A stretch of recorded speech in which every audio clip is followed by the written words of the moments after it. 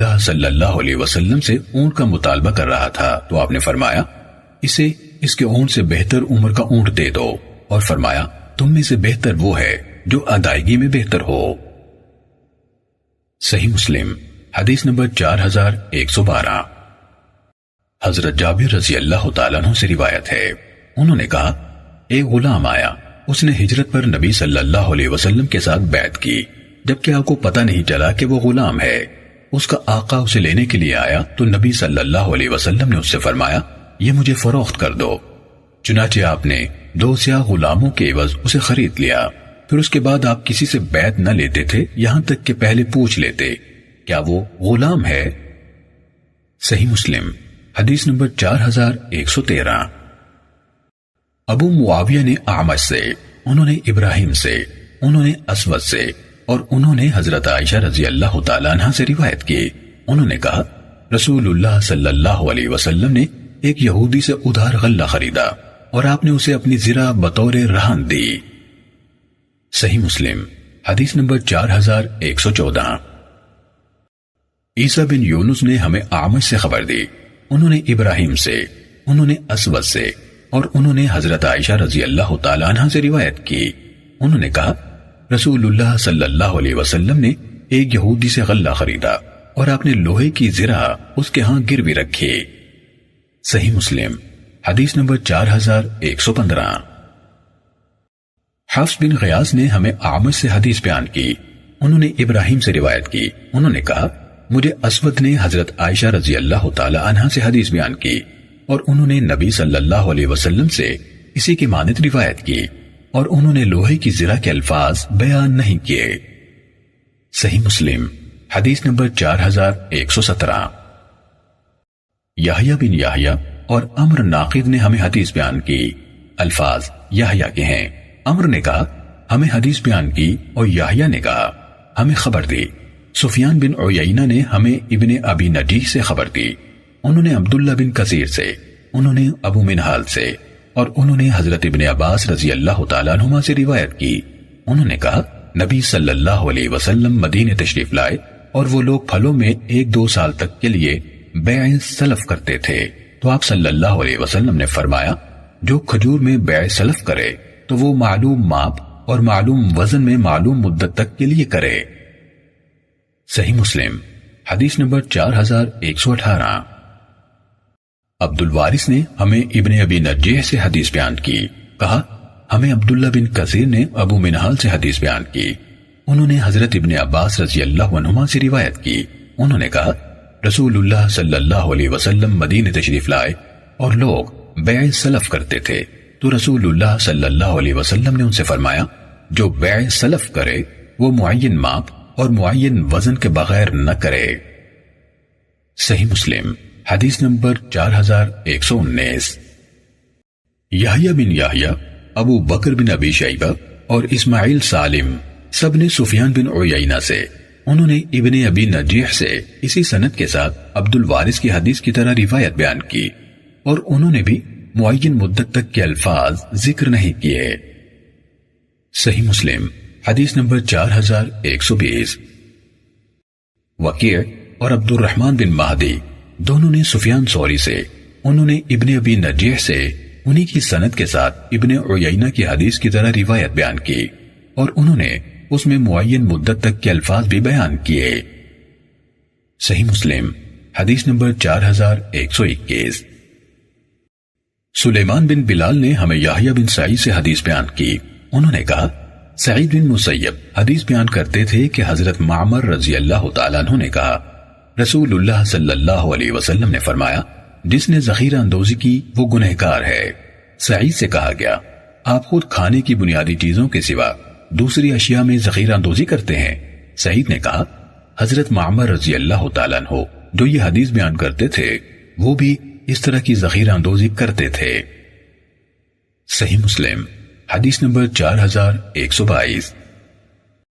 محمد بن اجلان نے محمد بن عمر بن عطا سے، انہوں نے سعید بن مسیب سے، انہوں نے حضرت معمر بن عبداللہ رضی اللہ تعالیٰ عنہ سے اور انہوں نے رسول اللہ صلی اللہ علیہ وسلم سے روایت کی، آپ نے فرمایا گنہگار کے سوا کوئی اور شخص ذخیرہ اندوزی نہیں کرتا۔ صحیح مسلم حدیث نمبر 4123۔ عمرو بن یحییٰ نے محمد بن عمرو سے، انہوں نے سعید بن مسیب سے، اور انہوں نے بنو عدی بن کعب کے ایک فرد حضرت معمر بن ابی معمر رضی اللہ تعالیٰ عنہ سے روایت کی۔ انہوں نے کہا رسول اللہ صلی اللہ علیہ وسلم نے فرمایا، آگے یحییٰ سے سلیمان بن بلال کی روایت کردہ حدیث کی طرح بیان کیا۔ صحیح مسلم حدیث نمبر 4124۔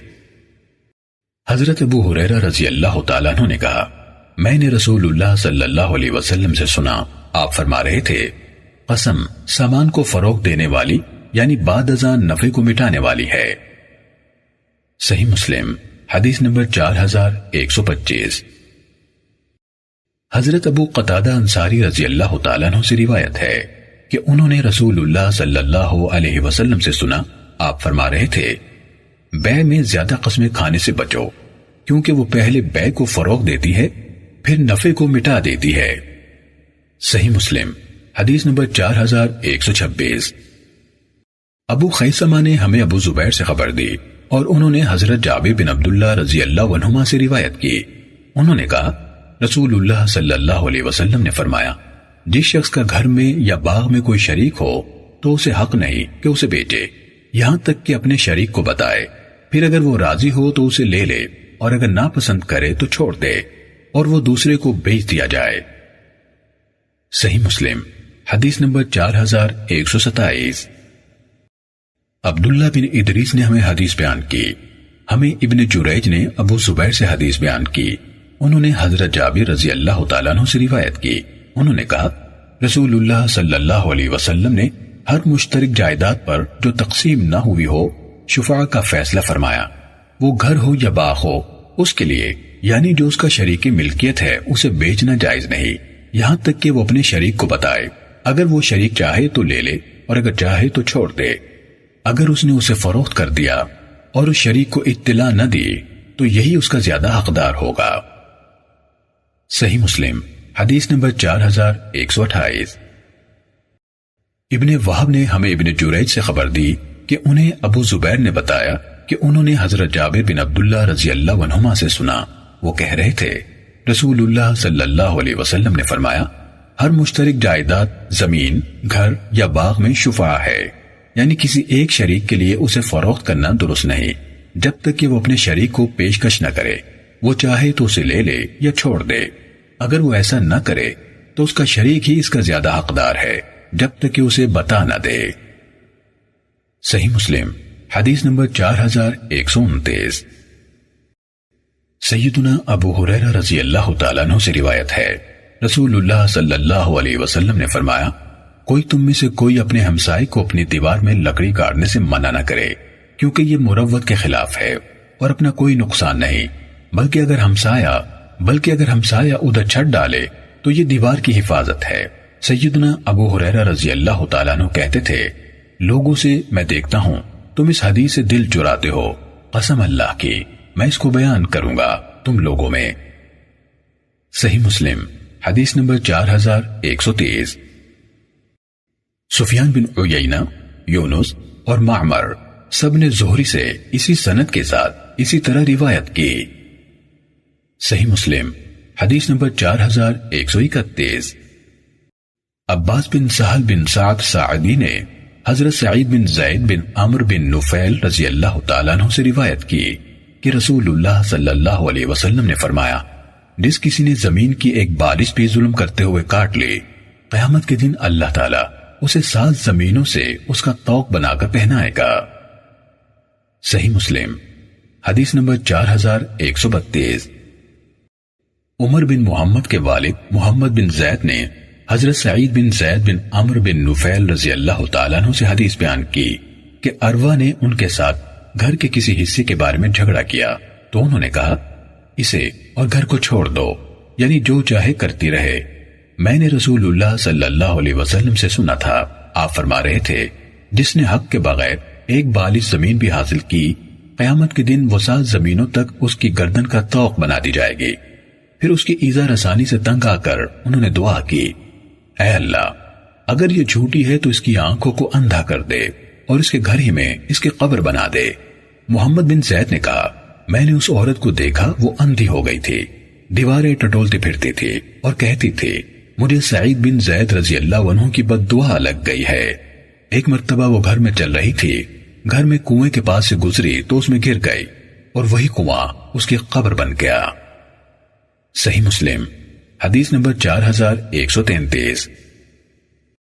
حماد بن زید نے ہمیں ہشام بن عروہ سے حدیث بیان کی، انہوں نے اپنے والد سے روایت کی کہ عروہ بنت اویس نے سعید بن زید رضی اللہ تعالی عنہ کے خلاف دعویٰ کیا کہ انہوں نے اس کی کچھ زمین پر قبضہ کر لیا ہے، اور مروان بن حکم کے پاس مقدمہ لے کر گئی تو حضرت سعید رضی اللہ تعالیٰ عنہ نے کہا کیا میں اس بات کے بعد بھی اس کی زمین کے کسی حصے پر قبضہ کر سکتا ہوں جو میں نے رسول اللہ صلی اللہ علیہ وسلم سے سنی؟ اس مروان نے کہا آپ نے رسول اللہ صلی اللہ علیہ وسلم سے کیا سنا؟ انہوں نے کہا میں نے رسول اللہ صلی اللہ علیہ وسلم سے سنا، آپ فرما رہے تھے جس نے عام یا کسی کی زمین میں سے ایک بارش بھی ظلم سے حاصل کی اسے 7 زمینوں تک کا طوق پہنایا جائے گا۔ تو مروان نے ان سے کہا اس کے بعد میں آپ سے کسی شہادت کا مطالبہ نہیں کروں گا۔ اس کے بعد انہوں یعنی سعید نے کہا اے اللہ اگر یہ جھوٹی ہے تو اس کی آنکھوں کو اندھا کر دے اور اسے اس کی زمین ہی میں ہلاک کر دے۔ عروہ نے کہا وہ اس وقت تک نہ مری یہاں تک کہ اس کی بینائی ختم ہو گئی، پھر ایک مرتبہ وہ اپنی زمین میں چل رہی تھی کہ ایک گڑھے میں جا گری اور مر گئی۔ صحیح مسلم حدیث نمبر 4134۔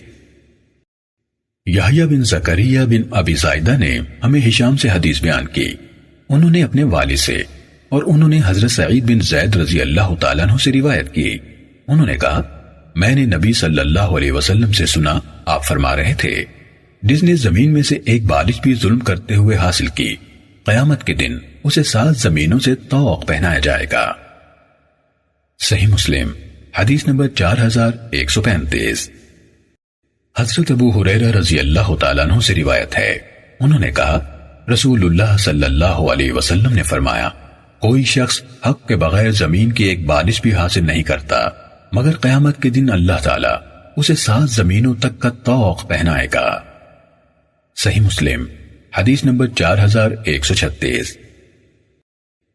حرب بن شداد نے ہمیں حدیث بیان کی، کہا ہمیں یحییٰ بن ابی کثیر نے محمد بن ابراہیم سے حدیث بیان کی، انہیں ابو سلمہ نے حدیث بیان کی کہ ان کے اور ان کی قوم کے درمیان ایک زمین کے بارے میں جھگڑا تھا۔ وہ حضرت عائشہ رضی اللہ تعالیٰ عنہ کی خدمت میں حاضر ہوئے اور ان کے سامنے اس بات کا تذکرہ کیا تو انہوں نے کہا ابو سلمہ زمین سے کنارہ کش ہو جاؤ، کیونکہ رسول اللہ صلی اللہ علیہ وسلم نے فرمایا ہے جس نے ایک بالش برابر زمین پر بھی ظلم سے قبضہ کیا اسے 7 زمینوں کا طوق پہنایا جائے گا۔ صحیح مسلم حدیث نمبر 4137۔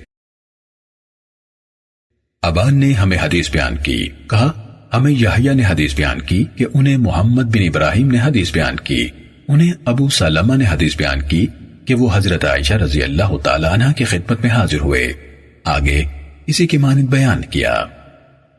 صحیح مسلم حدیث نمبر 4138۔ حضرت ابو ہریرہ رضی اللہ تعالیٰ عنہ سے روایت ہے کہ نبی صلی اللہ علیہ وسلم نے فرمایا جب تمہارا راستے کی پیمائش کے بارے میں اختلاف ہو جائے تو اس راستے کی چوڑائی 7 ہاتھ رکھی جائے۔ صحیح مسلم حدیث نمبر 4139۔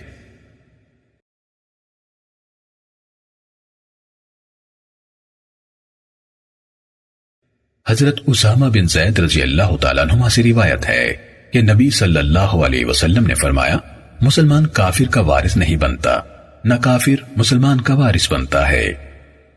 صحیح مسلم حدیث نمبر 4140۔ وہیب نے ہمیں ابن طاؤس سے حدیث بیان کی، انہوں نے اپنے والد سے اور انہوں نے حضرت ابن عباس رضی اللہ تعالیٰ عنہما سے روایت کی، انہوں نے کہا رسول اللہ صلی اللہ علیہ وسلم نے فرمایا مقررہ حصے حقداروں کو دو اور جو بچ جائے وہ سب سے قریبی رشتہ رکھنے والے مرد کے لیے ہے۔ صحیح مسلم حدیث نمبر 4141۔ روح بن قاسم نے باقی ماندہ سابقہ سند کے ساتھ حضرت ابن عباس رضی اللہ تعالیٰ عنہما سے اور انہوں نے رسول اللہ صلی اللہ علیہ وسلم سے روایت کی، آپ نے فرمایا مقررہ حصے ان کے حقداروں کو دو اور ان سے جو باقی بچے وہ سب سے قریبی مرد کا ہے۔ صحیح مسلم حدیث نمبر 4142۔ معمر نے ہمیں ابن طاؤس سے باقی ماندہ سابقہ سند سے روایت کی، رسول اللہ صلی اللہ علیہ وسلم نے فرمایا، مال کو اللہ کی کتاب کی روح سے مقررہ کردہ حصے والوں کے درمیان تقسیم کرو، اور جو ان حصوں سے بچ جائے وہ سب سے قریبی مرد کے لیے ہے۔ صحیح مسلم حدیث نمبر 4143۔ یحییٰ بن ایوب نے ابن طاؤس سے اسی سند کے ساتھ وہیب اور روح بن قاسم کی حدیث کے ہم معنی روایت بیان کی۔ صحیح مسلم حدیث نمبر 4144۔ سفیان بن عیینہ نے ہمیں محمد بن منقدر سے حدیث بیان کی، انہوں نے حضرت جابر بن عبداللہ رضی اللہ عنہما سے سنا، انہوں نے کہا، میں بیمار ہوا تو رسول اللہ صلی اللہ علیہ وسلم اور حضرت ابو بکر رضی اللہ عنہ میری عیادت کے لیے پیدل چل کر تشریف لائے، مجھ پر غشی ہو گئی تو رسول اللہ صلی اللہ علیہ وسلم نے وضو کیا، پھر اپنے وضو کا پانی مجھ پر ڈالا تو مجھے افاقہ ہو گیا۔ میں نے عرض کی، اے اللہ کے رسول، میں اپنے مال کے بارے میں کیسے فیصلہ کروں؟ یعنی اس کو ایسے ہی چھوڑ جاؤں یا وصیت کروں؟ وصیت کروں تو کتنے حصے میں؟ اس وقت حضرت جابر رضی اللہ عنہ کے والد زندہ تھے، نہ اور کوئی بیٹا تھا۔ آپ نے مجھے جواب نہ دیا حتیٰ کہ وراثت کی آیت نازل ہوئی۔ وہ آپ سے فتویٰ مانگتے ہیں، کہہ دیجئے اللہ تمہیں کلالہ کے بارے میں فتویٰ دیتا ہے۔ صحیح مسلم حدیث نمبر 4145۔ ابن جریج نے ہمیں حدیث بیان کی، انہوں نے کہا، مجھے ابن منقدر نے حضرت جابر بن عبداللہ رضی اللہ عنہما سے خبر دی، انہوں نے کہا، نبی صلی اللہ علیہ وسلم اور حضرت ابو بکر رضی اللہ عنہ نے بنو سلمہ کے علاقے میں پیدل چل کر میری عیادت کی۔ آپ نے مجھے اس حالت میں پایا کہ میں کچھ سمجھ نہیں پا رہا تھا۔ آپ نے پانی منگوایا، وضو کیا، پھر اس میں سے مجھ پر چھینٹے مارے تو مجھے افاقہ ہو گیا۔ میں نے کہا، اللہ کے رسول، میں اپنے مال میں کیا کروں؟ تو یہ آیت نازل ہوئی، اللہ تمہیں تمہاری اولاد کے بارے میں تاکیدی حکم دیتا ہے، مرد کے لیے 2 عورتوں کے حصے کے برابر ہے۔ صحیح مسلم حدیث نمبر 4146۔ سفیان ثوری نے ہمیں حدیث بیان کی، انہوں نے کہا، میں نے محمد بن منقدر سے سنا، انہوں نے کہا، میں نے حضرت جابر بن عبداللہ رضی اللہ تعالیٰ عنہما سے سنا، وہ کہہ رہے تھے، میں بیمار تھا تو رسول اللہ صلی اللہ علیہ وسلم نے میری عیادت کی، آپ کے ساتھ حضرت ابو بکر رضی اللہ عنہ بھی تھے، وہ دونوں پیدل چل کر تشریف لائے، آپ نے مجھے اس حالت میں پایا کہ مجھ پر غشی طاری تھی، رسول اللہ صلی اللہ علیہ وسلم نے وضو کیا، پھر اپنے وضو کا بچا ہوا پانی مجھ پر ڈالا، میں ہوش میں آ گیا تو دیکھا سامنے رسول اللہ صلی اللہ علیہ وسلم تشریف فرما ہے۔ میں نے عرض کی، اے اللہ کے رسول، میں اپنے مال کے بارے میں کیا کروں؟ کہا، آپ نے مجھے کوئی جواب نہ دیا یہاں تک کہ وراثت کی آیت نازل ہوئی۔ صحیح مسلم حدیث نمبر 4147۔ بحث نے ہمیں حدیث بیان کی، شعبہ نے ہمیں حدیث بیان کی، مجھے محمد بن منقدر نے خبر دی، انہوں نے کہا، میں نے حضرت جابر بن عبداللہ رضی اللہ تعالیٰ عنہما سے سنا، وہ کہہ رہے تھے، رسول اللہ صلی اللہ علیہ وسلم میرے ہاں تشریف لائے جبکہ میں بیمار تھا اور بے ہوش تھا، آپ نے وضو کیا تو لوگوں نے آپ کے وضو کا بچا ہوا پانی مجھ پر ڈالا، اس پر مجھے افاقہ ہوا تو میں نے کہا، اے اللہ کے رسول، میرا وارث کلالہ بنے گا۔ اس وقت حضرت جابر رضی اللہ عنہ کی بہنیں ہی تھیں جو وارث بنتی تھیں، اس پر وراثت کی آیت نازل ہوئی۔ میں نے محمد بن منقدر سے پوچھا، یستفتونک قل اللہ یفتیکم فی الکلالہ، یہ والی آیت؟ انہوں نے کہا، اسی طرح حضرت جابر رضی اللہ عنہ کے سوال پر نازل کی گئی۔ صحیح مسلم حدیث نمبر 4148۔ نضر بن شمیل، ابو عامر عقدی اور وہب بن جریر سب نے شعبہ سے اسی سند کے ساتھ حدیث بیان کی۔ وہب بن جریر کی حدیث میں ہے تو آیت فرائض نازل ہوئی، اور ان میں سے کسی کی حدیث میں ابن منقدر سے شعبہ کے سوال کا تذکرہ نہیں ہے۔ صحیح مسلم حدیث نمبر 4149۔ ہشام نے ہمیں حدیث بیان کی، ہمیں قتادہ نے سالم بن ابی جعد سے حدیث بیان کی، انہوں نے معدان بن ابی طلحہ سے روایت کی کہ حضرت عمر بن الخطاب رضی اللہ تعالیٰ عنہ نے جمعے کے دن خطبہ دیا، انہوں نے نبی صلی اللہ علیہ وسلم کا تذکرہ کیا اور حضرت ابو بکر رضی اللہ عنہ کا تذکرہ کیا، پھر کہا، میں اپنے بعد کوئی ایسی چیز نہیں چھوڑ رہا، جو میرے ہاں کلالہ سے زیادہ اہم ہو۔ میں نے رسول اللہ صلی اللہ علیہ وسلم سے کسی چیز کے بارے میں اتنی مراجعت نہیں کی جتنی کلالہ کے بارے میں کی، اور آپ نے بھی مجھ سے کسی چیز کے بارے میں اتنی شدت اختیار نہیں فرمائی جتنی کلالہ کے بارے میں فرمائی، حتیٰ کہ آپ نے اپنی انگلی میرے سینے میں چبھوئی اور فرمایا، اے عمر، تمہیں موسم گرما میں نازل ہونے والی آیت کافی نہیں جو سورہ نساء کے آخر میں ہے، یعنی جس سے مسئلہ واضح ہو گیا ہے، اور میں یعنی عمر اگر زندہ رہا تو اس کے بارے میں ایسا واضح فیصلہ کروں گا جس کو دیکھتے ہوئے ایسا شخص بھی فیصلہ کر سکے گا جو قرآن پڑھتا اور سمجھتا ہے، اور وہ بھی جو قرآن نہیں پڑھتا۔ صحیح مسلم حدیث نمبر 4150۔ سعید بن ابی عروبہ اور شعبہ دونوں نے قتادہ سے اسی سند کے ساتھ اسی کے ہم معنی حدیث بیان کی۔ صحیح مسلم حدیث نمبر 4151۔ ابن ابی خالد نے ابو اسحاق سے اور انہوں نے حضرت براء بن عازب رضی اللہ تعالیٰ عنہ سے روایت کی، انہوں نے کہا قرآن کی آخری آیت جو نازل ہوئی یہ تھی، یستفتونک قل اللہ یفتیکم فی الکلالہ، وہ آپ سے فتویٰ مانگتے ہیں، کہہ دیجئے اللہ تمہیں کلالہ کے بارے میں فتویٰ دیتا ہے۔ صحیح مسلم حدیث نمبر 4152۔ شعبہ نے ہمیں ابو اسحاق سے حدیث بیان کی، انہوں نے کہا میں نے حضرت براء بن عازب رضی اللہ تعالیٰ عنہ سے سنا، وہ کہہ رہے تھے آخری آیت جو نازل کی گئی آیت کلالہ ہے، اور آخری سورت جو نازل کی گئی سورہ برات ہے، یعنی سورہ توبہ کا دوسرا نام سورہ برات ہے۔ صحیح مسلم حدیث نمبر 4153۔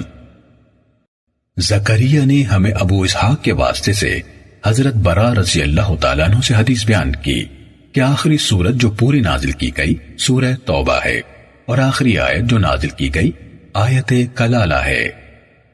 صحیح مسلم حدیث نمبر 4154۔ عمار بن رزیق نے ہمیں ابو اسحاق کے حوالے سے حضرت براء رضی اللہ تعالیٰ عنہ سے اسی کے مانند حدیث بیان کی، مگر انہوں نے کہا آخری سورت جو مکمل نازل کی گئی یعنی تامہ کے بجائے کاملہ کے الفاظ ہیں۔ صحیح مسلم حدیث نمبر 4155۔ ابو سفر نے حضرت براء رضی اللہ تعالیٰ عنہ سے روایت کی، انہوں نے کہا آخری آیت جو اتاری گئی یستفتونک ہے۔ صحیح مسلم حدیث نمبر 4156۔ یونس نے مجھے ابن شہاب سے خبر دی، انہوں نے ابو سلمہ بن عبد الرحمن سے، اور انہوں نے حضرت ابو ہریرہ رضی اللہ تعالیٰ عنہ سے روایت کی کہ رسول اللہ صلی اللہ علیہ وسلم کے پاس کسی ایسے